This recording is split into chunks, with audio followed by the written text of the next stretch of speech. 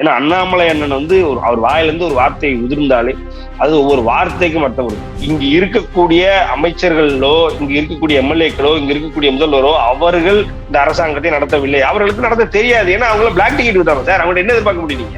அதாவது அண்ணாமலை அண்ணன் அடிக்க ஆரம்பிச்சாரு அப்படின்னா விஜய் அவங்களாம் தாங்கவே முடியாது. இந்த உதயநிதி வெர்சஸ் விஜய்ன்ற அந்த அங்கங்க 4 பேர் சொல்றாங்க தெரியுமா, அதை கூட அண்ணாமலை அண்ணன் வந்து இறங்கி மீடியாக்குள்ள கோதால இறங்கினாரு அப்படின்னா அவர் அளவுக்கு தாதா எவனும் கிடையாதுன்ற அளவுக்கு அமிச்சு பிஎம்ஏ ஆயிட்டு போறாரு சார். நான் அதுவும் சொல்றேன், ஆக முடியாதுன்னு சிரிச்சுக்கலாம் என்னால இருக்க தோணல சார்.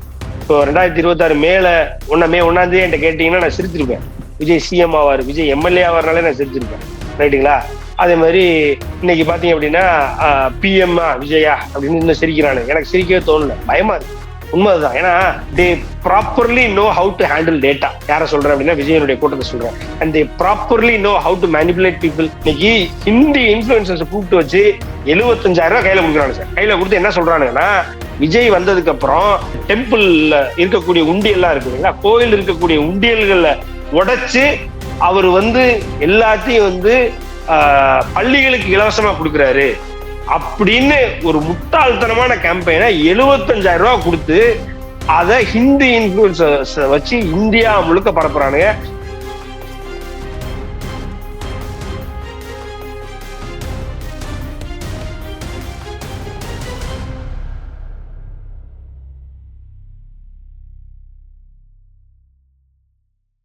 வணக்கம் தென்னவன் மீடியா நண்பர்களே.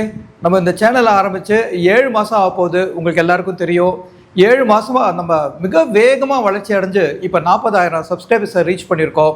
இந்த வளர்ச்சிக்கு நாங்கள் இது வரைக்கும் எந்த நிதி உதவியோ இல்லாட்டி யார்கிட்டையும் போய் ஒரு பண ஆதரவோ நம்ம கேட்டதில்லை, இப்பயும் கேட்க போகிறதில்ல. ஆனால் எங்களுக்கு உங்களுடைய சப்ஸ்கிரிப்ஷன் இன்னும் நிறைய தேவை. இந்த சேனலை சப்ஸ்கிரைப் பண்ணாமல் பார்த்துட்டு இருக்கிற வியூவர்ஸ், நீங்கள் முக்கியமாக நீங்கள் சப்ஸ்கிரைப் செஞ்சு மேலும் ஆதரவு தாருங்கன்னு அன்போடு கேட்டுக்கிறேன். வணக்கம். வணக்கம் தென்னவன் மீடியா நண்பர்களே. இன்றைக்கு நம்முடன் அரசியல் விவாதத்தில் அல்லது அரசியல் உரையாடலில் இணைந்திருப்பவர் we the leaders Sathyan Ramaswamy அவர்கள். அவர்களை வரவேற்போம். வணக்கம் சார். வணக்கம் சார். அண்ணாமலை வந்து எங்க எல்லாருக்கும் ஒரு மாதிரி ஒரு மகிழ்ச்சி கொடுக்கிற அளவுக்கு மீண்டும் அரசியல் விமர்சனங்களோ அரசியல் கருத்துக்களோ வந்து நிறைய ஒரு சமீப 2-3 நாளா நிறையவே பேசுறாரு. ஸோ அதை பற்றினா உங்கள்கிட்ட வந்து நாங்கள் வந்து டிஸ்கஸ் பண்ண போகிறோம். ஸோ அவர் வந்து இப்போ விஜயை வந்து தீவிரமாக எதிர்க்க ஆரம்பிச்சிட்டாரா, இல்லாட்டி அவர் 1 வருஷம் அப்படின்னு சொல்றாரு, ஆனால் வந்து விஜய் அரசை பற்றி விமர்சனங்கள் செய்ய ஆரம்பிச்சிட்டாரு, அவர்கிட்ட அமைச்சர்கள் செய்கிற ஊழல்களை பற்றின ஆடியோ கூட இருக்கு அப்படிங்கிறாரு. அவர் எதுக்காக காத்துட்டு இருக்காரு அந்த ஆடியோ எல்லாம் ரிலீஸ் பண்ணதுக்கு? இல்ல, அவர் என்ன சொல்றாருன்னா சார், அதாவது அலர்ட் பண்றாரு. இன்னைக்கு தமிழ்நாடு முழுக்க பேசப்படுவது என்னன்னா, அண்ணாமலை அண்ணன் அவர்கள் கொடுத்த அந்த 1 வருஷ கெடுன்றதுதான். இந்த 1 வருஷம் நாங்க பிரச்சனை பண்றதுக்குள்ள நீங்க நாங்க சொல்றதை செஞ்சிருங்க, இல்லைன்னா வேற மாதிரி ஆயிரும்ன்றது அவரு. அதுதான் சொல்ல வர்றாரு. அந்த 1 வருஷம் அப்படின்றது எதுக்கு அப்படின்னா, அவர் நீட்டா இந்தியா டுடே கான்க்ளேவ்ல அவர் பேசும்பொழுது, அண்ணாமலை கொடுக்குற டைம் கிடையாது. ஒரு சக தமிழனாக ஒரு ஒரு பேட்ச் உள்ள வந்திருக்காங்க. 108 பேர்ல 104 பேர் வந்து முதல் முறையாக சட்டமன்றத்தை வந்து பார்ப்பவர்கள். ஏறக்குறைய இந்த மொத்த எலெக்ஷன்ல 234 எம்எல்ஏக்கள் 154 எம்எல்ஏக்களுக்கும் இதுதான் வந்து முதல் முறை சட்டமன்ற அனுபவம். அப்ப அப்படிங்கும் பொழுது நம்ம இப்பவே அவங்க சோக் பண்ணக்கூடாது, அவங்களை அட்டாக் மோட்லயே இருக்கக்கூடாது. சரி, கிரிட்டிசிசம்ஸ் அப்படின்னா அந்த கிரிட்டிசிசம்ஸ் நம்ம வந்து தெரியப்படுத்தணும். அதை கண்டிப்பா கிரிட்டிசிசம் பண்றது இம்பார்ட்டன்ட். பட் ஆனா அதுக்கான கம்ப்ளீட் அட்டாக் மோட்ல இருக்கக்கூடாது. We just have to let them understand what's happening. And அதாவது என்னன்னா, கம்ப்ளீட்டா அவங்க ப்ராக்சிமிட்டி என்னன்றதை அவங்களுக்கு தெரியற வரைக்கும் we let them we slow down and we let them breathe and we let them understand everything. And then அதுக்கப்புறமும் if things are not in the right way or if things are not in the track அப்படின்னா போட்டு பொழந்துரும் அப்படின்றதுல ரொம்ப தெளிவா இருக்காரு. அதுதான் வந்து இன்னைக்கு இப்போ நீங்க என்ன எடுத்துக்கிட்டீங்க அப்படின்னா சார், நான் வந்து ஒரு ஆர்டன்ட் விஜயனுடைய ஒரு ஒரு ஒரு கிரிட்டிக். எப்படின்னா கிட்டத்தட்ட almost last 5 years I've been critiquing Vijay. I've been criticizing Vijay the last 5 years. But ஆனா இப்ப கொஞ்சம் I've put a hold to that. ஏன் அப்படின்னா, பிகாஸ் அண்ணன் சொல்லியிருக்காரு ஒண்ணு. 2வது, இட் மேக்ஸ் சென்ஸ். ஏன்னா அண்ணாமலை அண்ணன் வந்து அவர் வாயிலிருந்து ஒரு வார்த்தை உதிர்ந்தாலே அது ஒவ்வொரு வார்த்தைக்கும் அர்த்தம் இருக்கும். ஒரு சென்டென்ஸ்ல ஒவ்வொரு வார்த்தைக்கும், இன்னும் சொல்ல போனா ஒரு எழுத்துக்கும் அர்த்தம் இருக்குன்ற அளவுக்கு அவ்வளவு அர்த்தம் புரிந்து பேசக்கூடியவர். அப்ப அதுக்கு பின்னாடி it has a great sense, it has a great common sense, great political sense. So அது வந்து அந்த ஒரே ஒரு காரணத்தினாலதான் அவங்கள வந்து விஜய் அண்ட் விஜயனுடைய தரப்பை வந்து எந்த ஒரு கேள்வியும் கேட்காம விட்டு வச்சிருக்கோம் வாங்களேன். நான் அண்ணாமலை சொல்ற ஒரு 2 விஷயத்த நான் அப்படியே சொல்லிடுறேன் பாருங்க. ஒரு சிம்பிள். அவர்கிட்ட கேட்கிறாங்க, இந்த 100 நாட்கள், அதாவது வீதலிடஸ் ஆரம்பிச்சு ஏறக்குறைய இப்ப 80 நாட்கள் நெருங்கி கொண்டிருக்கிறாங்க. 100 நாட்களை தாண்டி விட்டது ஐயா விஜய் அவர்களுடைய அரசாங்கத்தினுடைய பணி நாள்.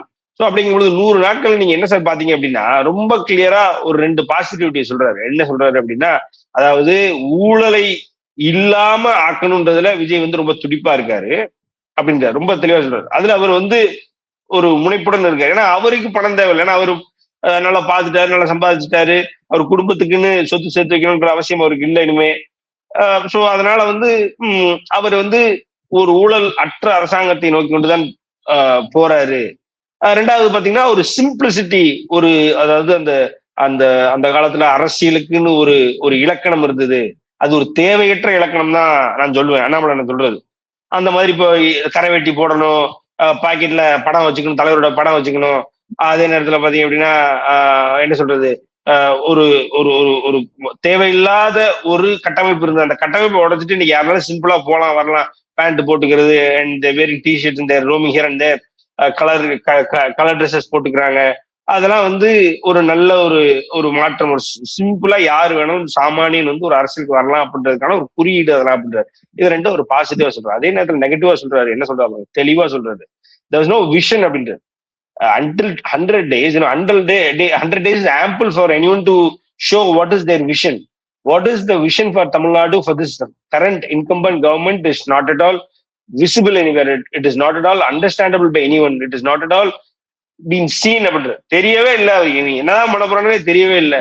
சும்மா தங்கம் போடுறேன், தாலிக்கு தங்கம் கொடுக்குறேன், அது இதுன்னு நான் தான் தாய் மாமா, அவங்க எல்லாத்துக்கும் பிறக்கிற குழந்தைக்கெல்லாம் நான் தான் தாய் மாமான்னு அதே பழைய கிஞ்சி தான் ஓடுது அப்படின்றத அதை ரொம்ப பாலிஷ்டு அழகா சொல்றாரு. there is no vision and still அந்த பியூரோக்ரசி கவர்மெண்ட் தான் இருக்கு. It's not political people leaders driven government yet. அதாவது ஸ்டாலின் அவர்களுடைய அரசாங்கம் கவிழ்ந்ததற்கு காரணமே அப்படி இல்லைன்னா, ஸ்டாலின் அவர்களுடைய அரசாங்கத்து மேல நம்ம எல்லாரும் வைத்த குற்றச்சாட்டே என்னன்னா, ஸ்டாலின் அரசாங்கம் நடத்தவில்லை, ஸ்டாலின் ஒரு பொம்மை முதல்வர், ஸ்டாலினுக்கு பதிலாக செக்ரட்டரி ஆஃப் ஸ்டேட்டும் ஒரு பிரின்சிபல் செக்ரட்டரியும் ஒரு கவர்மெண்ட் டிபார்ட்மெண்ட்டுடைய டிஃப்ரெண்ட் ஐஏஎஸும் டிஃப்ரெண்ட் செக்ரட்டரிஸும் தான் வந்து இந்த அரசாங்கத்தை நடத்துனாங்கன்றது தான் வந்து அந்த பியூரோக்ராட்டிக் அரசாங்கம் அப்படின்றதுதான் ஸ்டாலின் அரசாங்கத்து மேல உள்ள குற்றச்சாட்டே.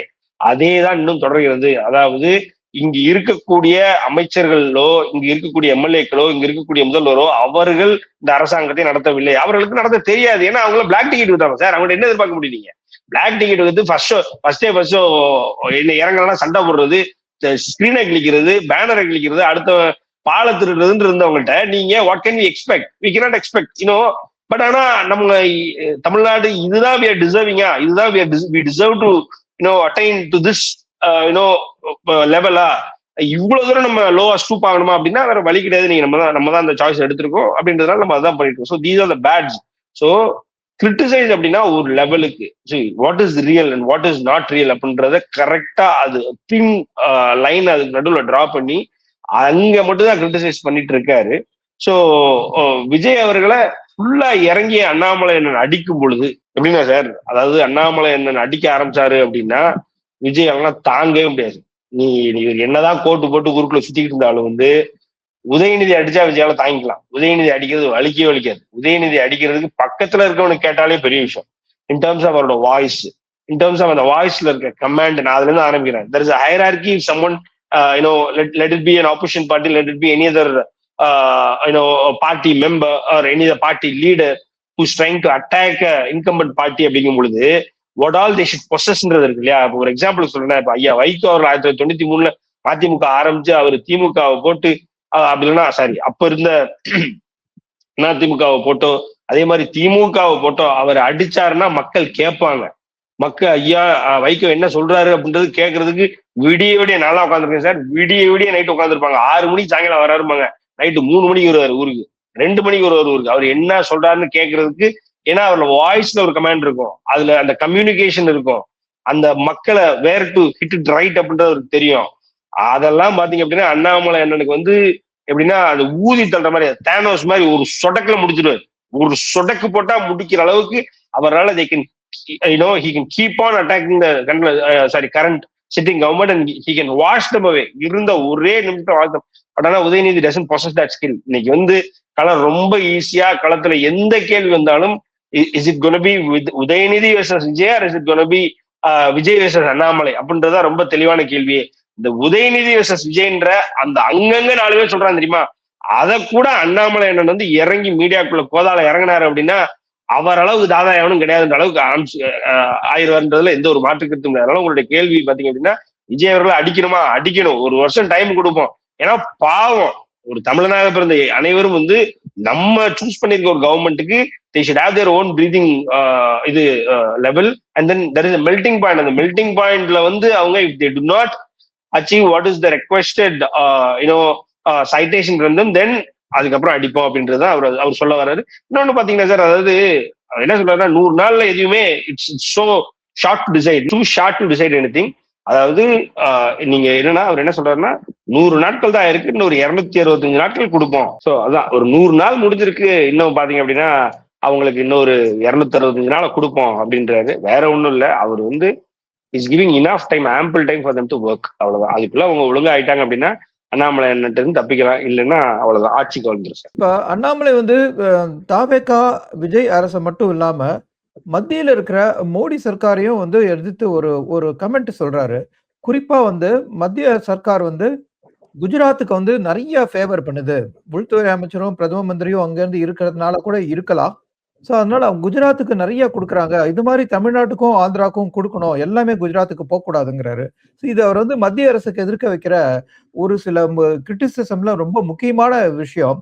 இப்ப எதுக்கு திடீர்னு அது மாதிரி அவர் பேச ஆரம்பிக்கணும்? இல்ல சார், அதாவது அவரு வார்த்தைக்கு வார்த்தை தெளிவா ஒண்ணு சொல்றாரு sir. I really adore the potential of the PM and HM சொல்லிடுறாரு. 2வது மோடி அவர்கள் அங்க சென்னையில பேரணியில மிகப்பெரிய பேரணி ஏறக்குறைய 20,000 பேருக்கு மேல கூடினாங்க சார். அந்த பேரணியில அவர் தெளிவா என்ன சொல்றாரு அப்படின்னா, மோடி அவர்கள் இன்னும் வந்து நியாயமானவர், அவர் வந்து அதாவது எதையுமே வந்து உண்மையை புரிந்து கொண்டு செயல்படக்கூடியவர் என்பதை நான் இன்னும் வந்து உறுதியா நம்புறேன் அப்படின்றது. So it's no offence on BJP sir, it's no offence on any of the sitting bureaucrat sir. அதெல்லாம் எதுவுமே இல்லை, பொலிட்டிக்கல் பியூரோக்ராட்ஸ் எதுவுமே இல்லை. என்னன்னா அவர்களுடைய முடிவுகள் இன்னும் வந்து கொஞ்சம் திருத்தி அமைக்கப்படணும்ன்றாரு அவர் அதான் சொல்ல வர்றாரு. அதாவது directly is not attacking anyone for that matter. ஒரு எக்ஸாம்பிளுக்கு உதயநிதி வெர்சஸ் விஜய் அப்படி இல்லைன்னா உதயநிதி வெர்சஸ் நீங்க அப்படின்னு வருமா அப்படின்னு ஒரு கேள்வி வைக்கப்படுது. அந்த கேள்வியில தெளிவா சொல்றாரு, எப்படின்னா சொல்லிருக்கலாம் உதயநிதின்றதெல்லாம் ஒண்ணுமே இல்லை அப்படின்னு சொல்லிருக்கலாம். சொன்னவர் தான் அவர் இதுக்கு முன்னாடி உதயநிதின்றதெல்லாம் ஒண்ணுமே இல்லைன்னு சொல்லிட்டு போயிட்டே இருந்திருக்கலாம். ஆனா அவரு ரொம்ப பாய்ஸ் அண்ட் பாலிஷ்டா என்ன சொல்றாரு அப்படின்னா, திராவிடன் பார்ட்டிஸ்க்கு இனிமே பாத்தீங்க அப்படின்னா இங்க இந்தியால தமிழ்நாட்டுல ஸ்கோப்பே கிடையாது. அண்ட் மோரோவர் ஏடிஎம்கே பாத்தீங்கன்னா அவங்க ஸ்ட்ரக்சர்ல அவங்க பார்ட்டியில வந்து ஒரு ரீஇன்ஜினியரிங் பண்ணல அப்படின்னா it's not going to withstand அப்படின்றாரு. அவர் யாரையுமே அட்டாக்கிங் மோட்ல இல்ல. whereas he calls spade as a spade. அவ்வளவுதான். இது தப்புனா தப்பு, அவ்வளவுதான். உண்மைதானே சார்? அதாவது இன்னைக்கு ஒலிம்பிக் கேம் கமிட்டி இப்பதான் ஃபார்ம் பண்ணிருக்காங்க. அது முதற்கொண்டு அகமதாபாத்துக்கு போறதுக்கு தான் வாய்ப்பு இருக்கு. India's our world's biggest stadium அகமதாபாத்ல தான் இருக்கு. இருக்கக்கூடிய எல்லா கேம்ஸும், காமன்வெல்த் கேம்ஸ்ல இருந்து எல்லா கேம்ஸும் it's all tied towards Ahmedabad and Gujarat. அப்படிங்கும் பொழுது where are we missing and what's the point, where are we lacking? வேற எந்த ஸ்டேட்டையுமே வந்து why are you not focusing. I understand that's your base state. ஹெச்எம்க்கும் பிஎம்க்கும் அதுதான் பேஸ் இல்லைங்களா? அதுக்காக வந்து யூ வாண்டட் டு அதே குஜராத் மாடல்ன்றத you wanted to prove it again and again. Even third டென்யூர்ல கூட ஈவன் ஆஃப்டர் 12 இயர்ஸ்ல கூட ஸ்டில் டைட் டுவர்ட்ஸ் குஜராத் அப்படின்னா it's not right. Is calling it, அவ்வளவுதான். Is calling it out loud in the public. Is calling it அவர் அளவுக்கு ரொம்ப பொறுமையா அழகா தப்புன்னு சுட்டி காட்டுற இன்றைய தலைமுறையில இன்றைய காலகட்டத்துல தமிழ்நாட்டுல ஒரு ஆள் இருக்காரு அப்படின்னா எனக்கு தெரிய யூ டோன்ட் சீ சார்.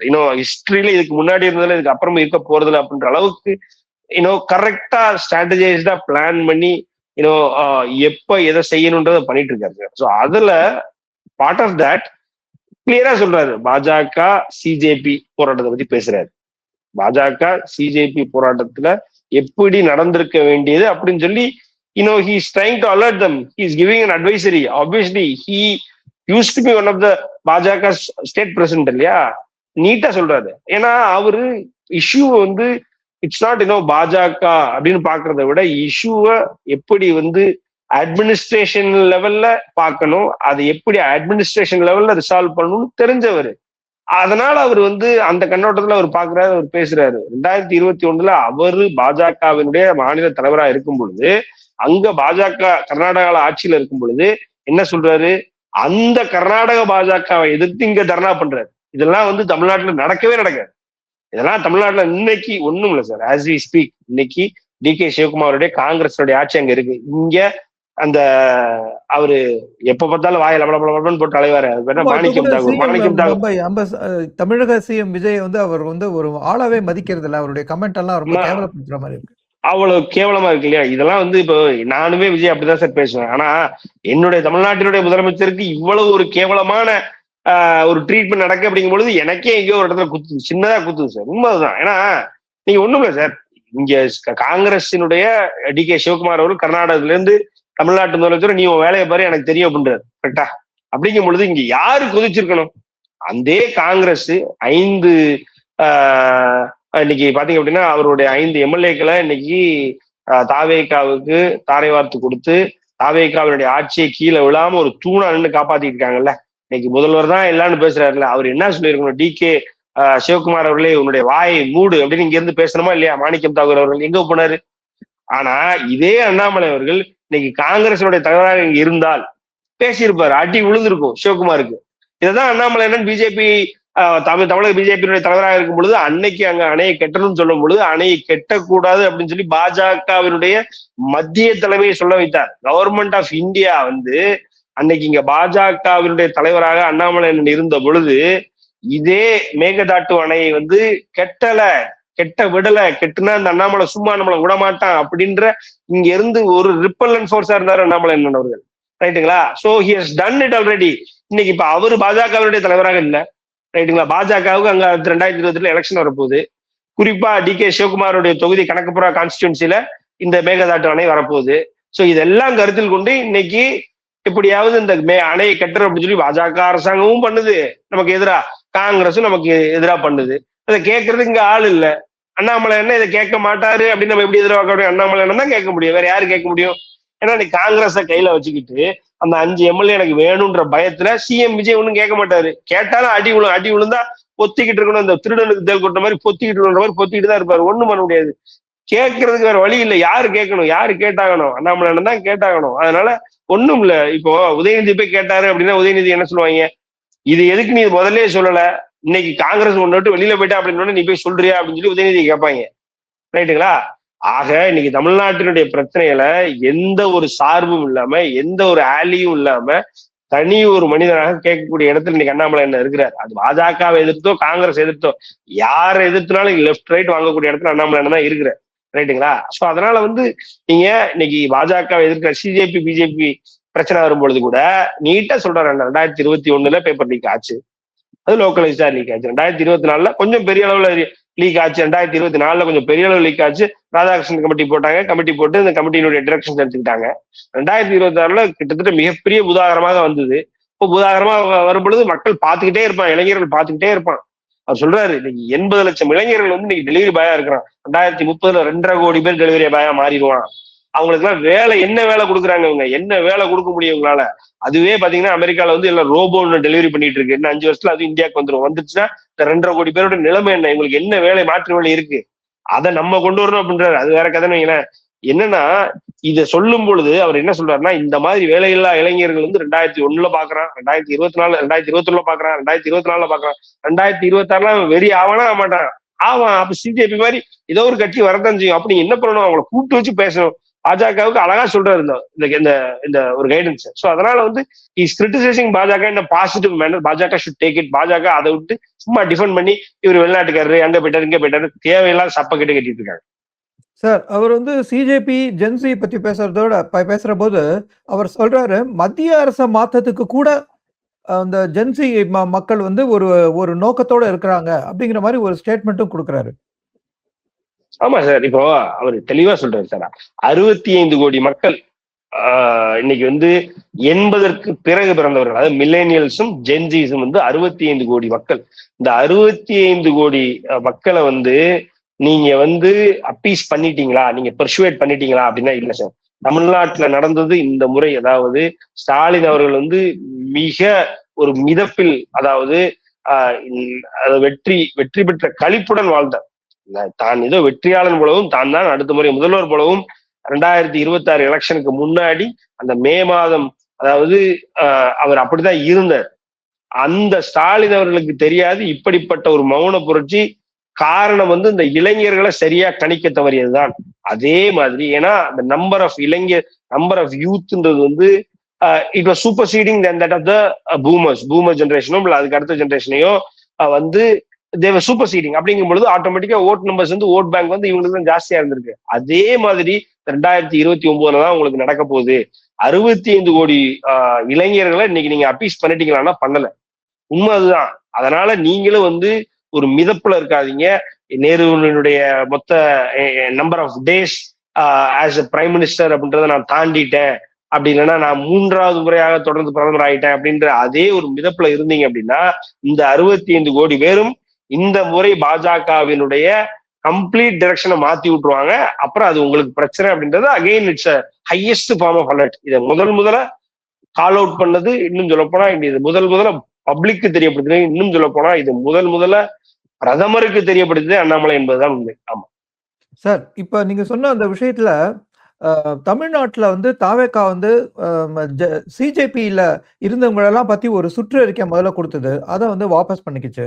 அதே மாதிரி திண்டுக்கல் அந்த மாதிரி ஏரியால யாரெல்லாம் கம்யூனிஸ்ட் இருக்காங்க அப்படின்னு அந்த அவங்களுடைய விவரங்கள் எல்லாம் சேகரிச்சு அதையும் வாபஸ் பண்ணிக்கிட்டது. இது திமுக சொல்ற கம்ப்ளைண்ட். சோ திமுக சொல்றது, யார் இந்த மாதிரி உங்களுக்கு சுற்றறிக்கையை முதல்ல கொடுக்க சொல்றது, நாங்க எதிர்த்த உடனே நீங்க வாபஸ் பண்ணிக்கிறீங்க, அதனால முதல்வரை மிஞ்சிய ஒரு சூப்பர் பவர், அதாவது அவங்க சொல்ல வருது மத்திய அரசுல இருந்து பாஜக, முதல்வர் மிஞ்சிய ஒரு சூப்பர் பவர் தமிழ்நாட்டுல இருக்கா அப்படின்னு அவர் ஸ்டாலின் கேட்கிறாரு. நீங்க என்ன நினைக்கிறீங்க அதை பத்தி? இங்க பாஜக இருக்காங்க இல்லையா, தமிழ்நாடு பாஜக தமிழ்நாடு பாரதிய ஜனதா கட்சின்றது இங்க ஒரு தேவையில்லாத, என்ன சொல்ல போனா பாரதிய ஜனதா கட்சி, அதாவது மத்திய பாரதிய ஜனதா கட்சிக்கு ஒரு தேவையில்லாத வெயிட், ஒரு பழு. அதை தவிர வேற எதுவுமே நான் பார்க்கல சார். ஏன்னா இங்க இருக்கக்கூடிய ஸ்டேட்ஸ்மென் இன் டர்ம்ஸ் ஆஃப் பாஜக இருக்கக்கூடிய பொலிட்டீஷியன்ஸை பொறுத்த வரைக்கும் எல்லாரும் அதாவது பல இடங்கள்ல பதவி சுகத்தை, பல்வேறு விதமான பதவி சுகங்களை அனுபவித்து விட்டு எஞ்சி இருக்கக்கூடிய காலங்களை கழிப்பதற்காக அவர்கள் தேடி அடைக்கலம் அடைந்து இன்று இருக்கக்கூடிய இடம்தான் தமிழக பாஜக. இதுல எந்த ஒரு மாற்று கருத்தும் இல்லை. தமிழக பாஜகவில் இருக்கக்கூடிய எந்த தலைவருக்கும் ஆஸ்பிரேஷன் எதுவும் கிடையாது. ஜஸ்ட் வாண்டட் டு அவங்க எல்லா இடத்துலயும் பிசினஸ் வச்சிருக்காங்க, ரைட்டுங்களா? இப்போ பிசினஸ்ல இப்போ ஒரு கிளைண்ட் இருக்கான், அந்த கிளைண்ட் ஃபார் எக்ஸாம்பிள் சப்ளையர், அந்த சப்ளையர்ட்டு நம்ம வாங்கி அதை ட்ரேட் பண்றோம்னு வைங்களேன். பாஜகவில் இருக்கக்கூடிய ஒரு தலைவர் ஒரு பிசினஸ் வச்சிருக்காரு, அவருக்கு ஒரு கிளைண்ட் ஒரு சப்ளையர் சப்ளை பண்றாரு, அதை வாங்கி ஒரு ரீசேல் பண்றாருன்னு வைங்களேன். அந்த சப்ளையர் நம்ம கிட்ட மட்டும்தான் பொருளை கொடுக்கணும், நம்ம கிட்ட மட்டும்தான் சப்ளை பண்ணணும் அப்படின்னா நமக்கு ஒரு பவர் இருக்கணும், நமக்கு ஒரு அதிகாரம் இருக்கணும்.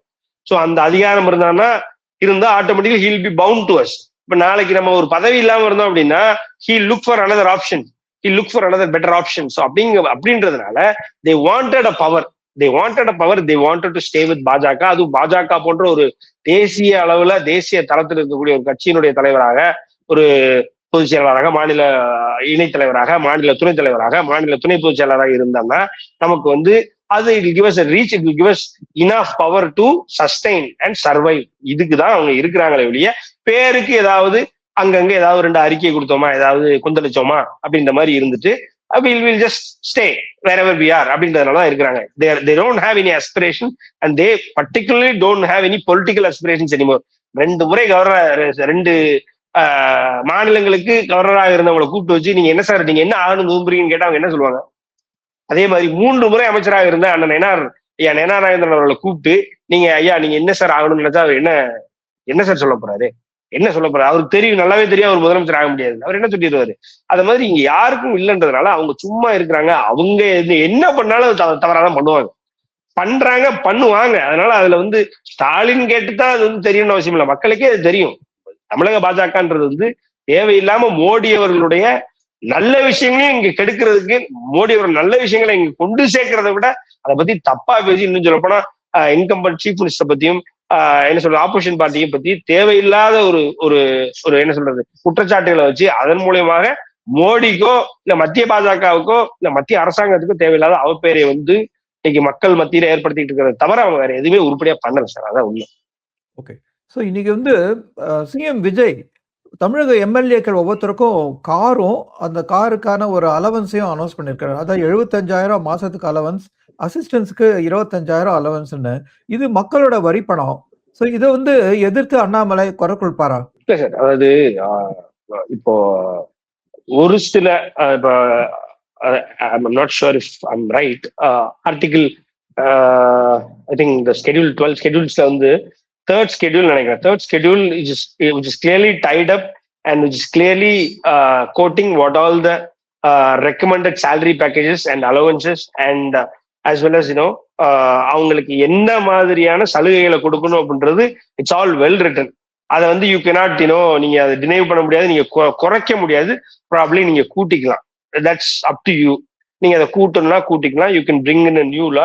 ஆனா நீங்க குறைக்க முடியாது, because constitutionally that's been bounded and that's been tied up. So அப்படின்றதுனால it is a pure call from the CM தான் சார். அதுல எந்த ஒரு மாற்று கருத்தும் இல்லை.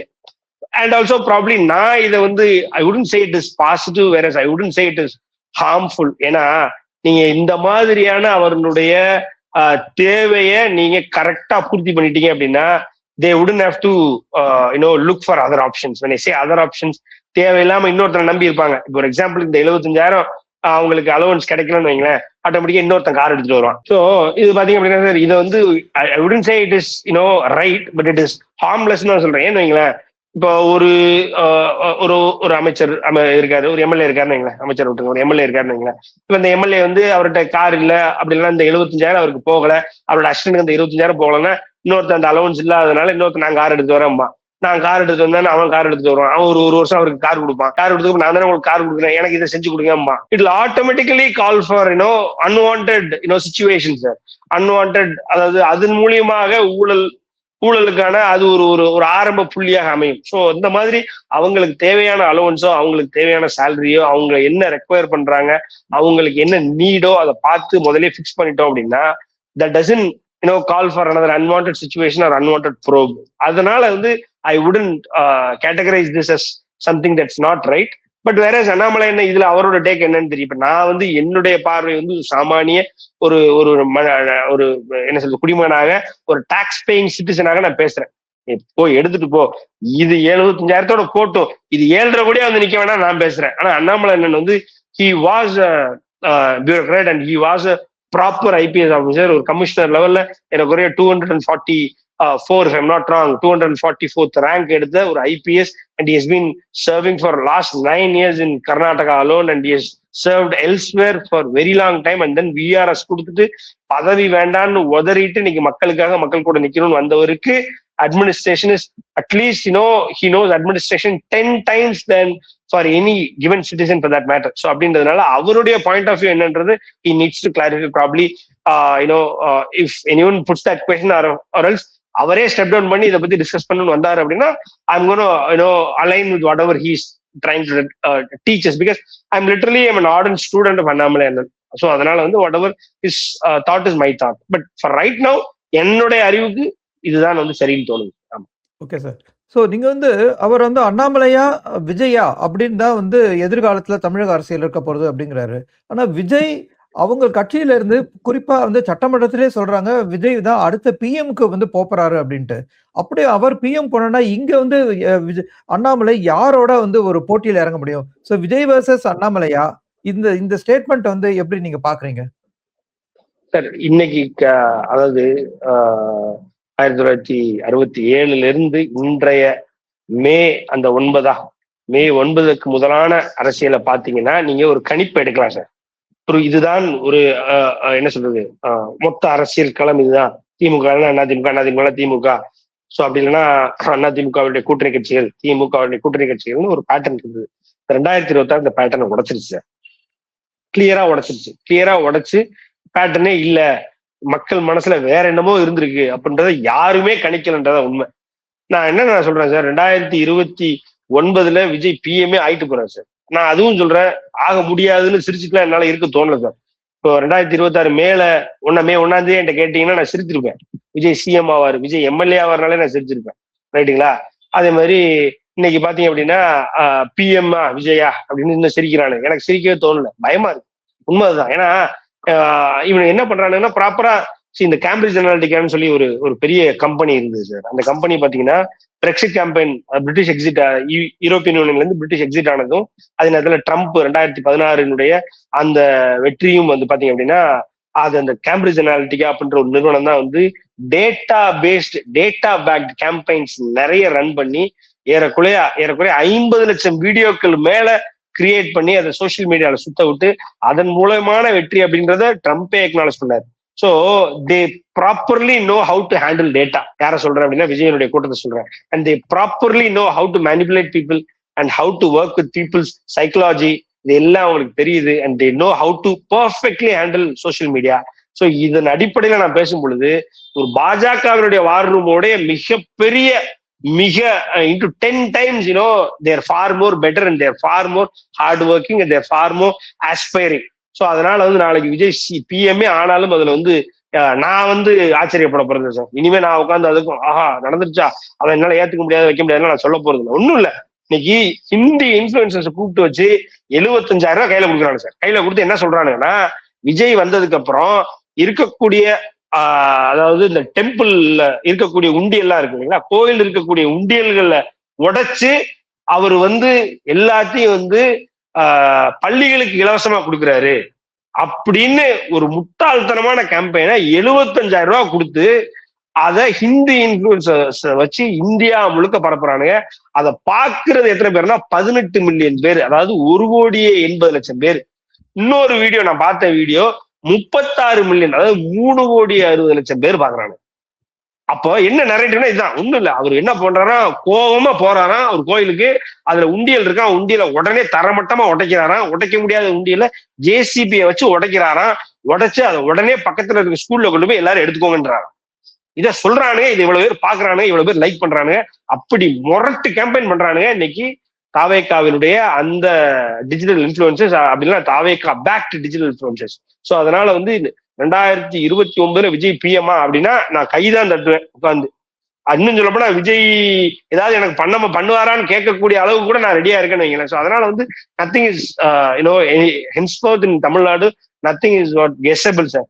It's all out there. என்ன நடக்கும் அப்படின்றத நம்ம பொறுத்து தான் பார்க்கணும் அப்படின்ற அளவுக்கு இருக்கு. ஸோ அதனால வந்து இங்க விஜய் இனிமேல் சிஎம் நீங்க சொன்ன மாதிரி ஹைப்போதெட்டிக்கலி இல்லைன்னா வேர்ஸ்ட் கேஸ் சினாரியோ அப்படி இல்லைன்னா பாஜகவினுடைய அழிவு, மோடியினுடைய அழிவை விஜய் தான் எழுத போகிறார் என்று வரலாறு காத்திருந்ததுன்னா இன்னைக்கு எப்படி இன்னைக்கு ஸ்டாலினை சொன்ன மாதிரியே வீட்டுக்குள்ள உட்கார வச்சிட்டாங்க, அந்த மாதிரி நாளைக்கு மோடியே உட்கார வச்சிட்டாங்க அப்படின்னாலும் கூட இங்க வந்து களம் ரொம்ப ரொம்ப ஈஸியா இருக்கு சார். உதயநிதி வர்சஸ் அண்ணாமலை அப்படிங்கும் பொழுது உதயநிதிக்கு அதை என்ன சொல்றது, வாயில மாட்டாங்களா தலைவர்?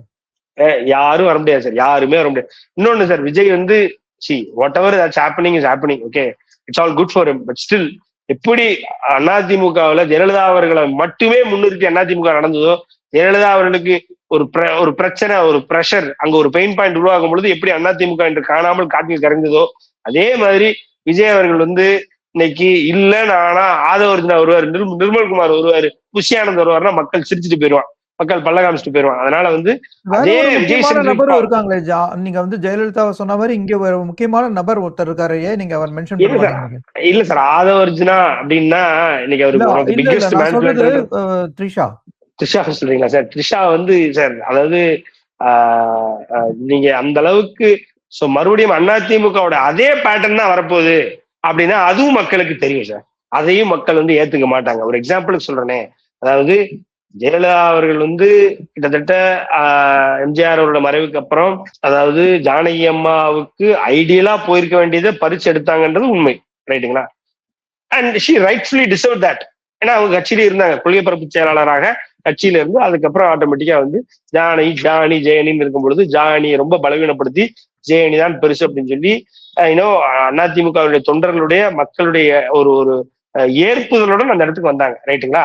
இருந்தாலும் எம்ஜிஆருக்கு அப்புறம் ஜெயலலிதா வந்த மாதிரி தான் விஜய்க்கு அடுத்து நாளைக்கு த்ரிஷா வரப்போகுது. That's the same pattern. எப்படி ஜெயலலிதா அவர்கள் மறைவுக்கு அப்புறம் அதே மாதிரி ட்ரெஸ் போட்டு வந்து அதே மாதிரி குங்குமம் வச்சுக்கிட்டு அதே மாதிரி வந்து அதே மாதிரி தலையை கொண்டு சீவிக்கிட்டு எப்படி வந்து சின்னமா வந்து நின்னாங்களோ இது அந்த மாதிரி ஆயிடும் சார். பிகாஸ் அதே பேட்டர்னு அது அதே மாதிரி வருது அப்படின்றதுனால அதை ஏத்துக்க மாட்டாங்க. ரைட்டுங்களா? சோ இன்னும் சொல்ல போனா அதே மாதிரி அவங்களும் ஒரு பார்ப்பனர், இவரும் ஒரு பார்ப்பனர். சோ அதெல்லாம் அந்த பார்ப்பன தேசம்ன்றது இன்னும் வந்து சாமானிய மக்களுக்கும் கூட அந்த திராவிட அந்த விஷ விதை வந்து விதைக்கப்பட்ட விதை வந்து இன்னும் வந்து சரியாக புடுங்கப்படவில்லை. இன்னும் மக்கள் மனசுல வந்து அந்த பார்ப்பன எதிர்ப்புன்றது இருக்கு. அதெல்லாம் சேர்த்து வச்சு குழப்புவானுங்க. குழப்பி கிளப்பி எப்படியும் வந்து த்ரிஷாவுக்கு வந்து ஃபியூச்சர் இல்லைன்ற மாதிரி ஆக்குறதுக்கான வாய்ப்புகள் நிறைய இருக்கு. But still who knows, God knows. ஓகேங்களா? சோ அதனால லெட்ஸ் ஹேவ் திஸ் சேனல். நீங்க சொன்ன அந்த ஒரு பாத்தும் இருக்கட்டும் ஒழிய, பட் ஆனா I wouldn't comment on that. It's too early to comment on that path அப்படின்றேன். பட் ஆனா let's see what is real right now. What is real right now is it's either if Vijay is not there in state politics anymore, if Vijay is exiting state politics anymore, there is only scope for Udayinidhi and Edapadiyar, and then what? Who else it is? Nothing but it's Annamalayanan. Annamalayanan வந்துட்டாங்க அப்படின்னா ஆட்டோமேட்டிக்கா அண்ணாமலையண்ணன் plus உதயநிதியின் மாறும். உதயநிதியின் மாறும் பொழுது அண்ணாமலையன் சைட்ல பேசிக்கிட்டு இருக்கும்போது உதயநிதி அவர்கள் வாயிலிருந்து காத்து வர்றதே பெரிய விஷயமா ஆயிரும். அந்த அளவுக்கு அண்ணாமலையனால வந்து உதயநிதியை டீல் பண்ண முடியும். So it's a clear win for we the leaders, whatever the party that we are going to pan out. அதுக்கு ரொம்ப ஈஸியான வின்னா மாறிடும் சார். ஸோ அது பிரச்சனையே இல்லை. விஜய் ஸ்டேட் பாலிடிக்ஸ்ல இருக்கிற வரைக்கும் மட்டும்தான் இங்க அவருக்கு இருந்த அந்த கிரேஸை வச்சும், அதே நேரத்துல இவங்க பண்ணிக்கிட்டு இருக்க இந்த மூர்க்கத்தனமான இந்த ரிலன்ட்லெஸ் ரெக்லெஸ் டிஜிட்டல் மார்க்கெட்டிங் வச்சும் அவனுக்கு ஜெயிச்சுக்கிட்டே இருப்பானுங்க சார். நான் இன்னும் சொல்றேன்னா 2031 ஏறக்குறைய விஜய் அவர்கள் வெர்சஸ் அண்ணாமலை அவர்கள்ன்றது களம் மாறிடும். அது எந்த ஒரு மாற்று கருத்தும் இல்லை. என்ன சொல்றது? But still will have ample MLAs. அதுல எந்த ஒரு மாற்று கருத்தும் இல்லை. Handful of MLAs. ஆனாலும் ஜெனியூனா, அதாவது அண்ணாமலையோட ஸ்டூடெண்டா நான் சொல்றேன், ஆட்சி மாற்றத்துக்கான விதை நாங்கள் போட போகிறோம் என்பதில் எந்த ஒரு மாற்று கருத்தும் இல்லை. ஆனால் ஆட்சி கண்டிப்பாக மாறுமா என்பதில் வந்து எனக்கு இன்னும் ஒரு % சந்தேகம் இருக்கு. அந்த 1% சந்தேகத்தை தென்னவன் மீடியா வாயிலாக அண்ணாமலையனுக்கு நான் வைக்கக்கூடிய கோரிக்கை என்னவென்றால், அண்ணன் சீக்கிரம் இறங்கி அடிக்க ஆரம்பிங்க. அந்த 1% அந்த ஆட்சி மாற்றம் நடக்குமா என்ற அந்த எண்ணத்தை கூட என் மனதிலிருந்து அதாவது அப்ரப்டா கம்ப்ளீட்டா அப்பளுக்கு இல்லாம அதை அழிச்சு, ஆட்சி மாற்றம் என்பது 2031 உறுதி, அண்ணாமலை அண்ணன் வந்து பதவி ஏற்கிறார் என்பதை வந்து நாங்கள் அனைவரும் வந்து உறுதி செய்யணும். உறுதியாக நாங்கள் ஃபோர்ஸி பண்ணணும் அப்படின்னா அண்ணாமலை இறங்கி அடிக்கணும். அதுக்கு அவர் சொன்னது போல 1 வருஷம் எல்லாரும் பொறுமையா இருந்து வெயிட் பண்ணுவோம். அண்ணாமலை அடிப்பாரு. அடிக்கும் பொழுது அரசியல் களம் மாறும். பார்க்கலாம். நேர்களே, உங்க கருத்தை நீங்க வந்து கமெண்ட் செக்ஷன்ல பதிவிடுங்க. அது மாதிரி நம்ம சேனலுக்கு சப்ஸ்கிரைப் செய்து ஆதரவு தருமாறு அன்போடு கேட்டுக்கொள்கிறேன். மீண்டும் பலமுறை நாம் சத்யன் அவர்களை சந்திப்போம். அதுவரை வணக்கம். வணக்கம் சார். நன்றி. நன்றி சார்.